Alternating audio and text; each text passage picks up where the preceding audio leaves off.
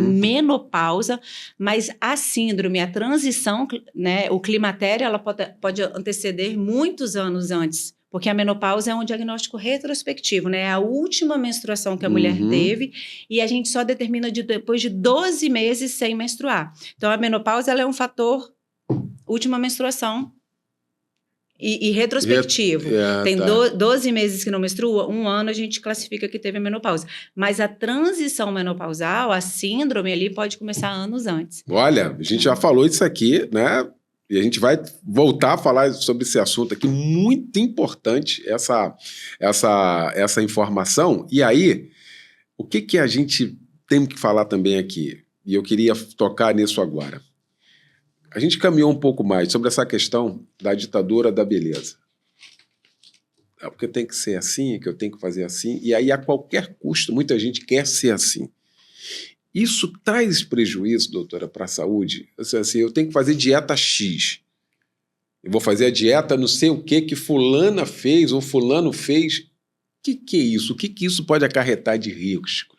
Sem dúvida, né? Assim, a magreza ela é muito associada a sucesso, à saúde, né? E não necessariamente por trás de uma magreza tem uma saúde, né? Então, assim, a busca realmente tem que ser por ser saudável, né? E o que a gente vê são muitas pessoas saudáveis arriscando a própria saúde para parecerem saudáveis. Olha isso. Né? Quando, na verdade, talvez não, com certeza o caminho não é esse. Então, a gente vê dietas muito restritivas, sem nenhum sentido, sem acompanhamento, que trazem mais prejuízos que benefício.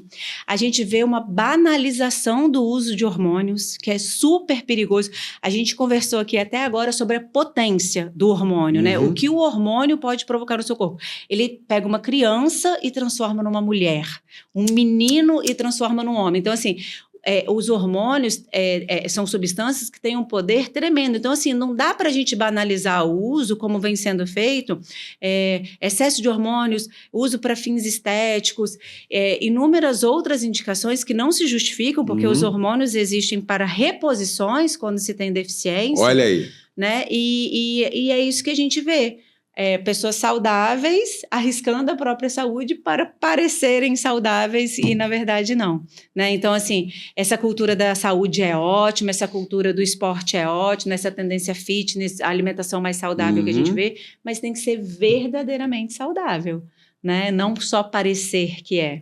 Pois é, e às vezes faz um atalho que vai custar muito caro, né, doutora? A gente vai vendo, e lamentavelmente os resultados estão aí, né? Exatamente. E alguém que fez um atalho para fazer isso, aplica o negócio, não sei o quê, porque alguém fez isso aqui só com indicação e um acompanhamento médico, mas muito rigoroso e questão ética também, né, doutora? Exatamente, perfeito. Porque, às vezes, esses efeitos colaterais vão surgir muitos anos depois. Então, a pessoa nem atribui que foi o que ela fez lá no passado, né? Então, assim, eu sou uma defensora da saúde de verdade. Legal, né? isso não é é bom. Só parecer que tem saúde, né? Tem que ser verdadeiramente saudável e buscar os caminhos que são verdadeiramente os ideais. E a saúde é integral hoje. Hoje a gente está tendo essa ideia, né, de saúde integral, né? Mente, corpo e espírito, né, doutora? Não adianta você estar saudável numa área ou em duas e uma tá ruim. Ou seja, tá ruim porque é integral, né? Acho que é importante a gente bater nessa tecla, né, doutora? Exatamente. O corpo é um sistema, né? Eles não funcionam de forma independente. Olha aí. Então, não tenha dúvidas que a sua saúde mental influencia na sua saúde física e o contrário também. A sua saúde física influencia muito na sua saúde mental, no seu organismo, no seu funcionamento. Então, o ideal é que tudo fique alinhado. Ninguém aqui tem uma vida perfeita, todo mundo vai enfrentar os problemas. A gente entende que ninguém tem uma manhã inteira. Raras são as pessoas que têm uma manhã inteira para dedicar à atividade física. Não é isso, né? Mas eu não tenho dúvidas também que cada um consegue fazer um pouquinho melhor do que está fazendo hoje. Tá certo. Eu queria falar um pouco agora sobre medicação. Né? As medicações que são atribuídas nessa área da endocrinologia, o famoso glifage, que serve as medicações. E aqui a gente faz sempre uma campanha aqui sobre o risco da automedicação. Não, porque fulano toma um remedinho que o médico dele passou para ele, aí a pessoa toma para... Não, daqui que... E aí, doutora? Exatamente, assim, da mesma forma que a gente vem assistindo o uso banalizado de hormônios, de medicações estimulantes, a gente vê também de medicações em relação ao emagrecimento, que sempre teve, né? O que acontece, que é uma coisa até que a gente tenta desmistificar, né? Quebrar esse estigma. Durante muitos anos, o tratamento para obesidade realmente era muito ruim, né? Então, eram drogas que estimulavam o sistema nervoso central, eram medicações que poderiam causar dependência. Realmente, assim, a gente não tinha bons tratamentos para obesidade.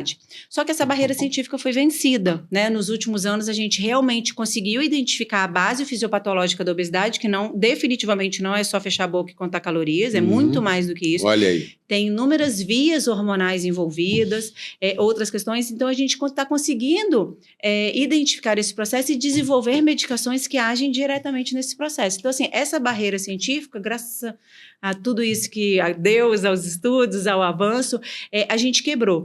Então, assim, hoje a gente tem medicações seguras, altamente eficazes, potentes, mas isso não quer dizer que não requer um acompanhamento médico, né? Porque são medicações que interagem com outras medicações, são medicações que necessitam de ajuste de dose frequente.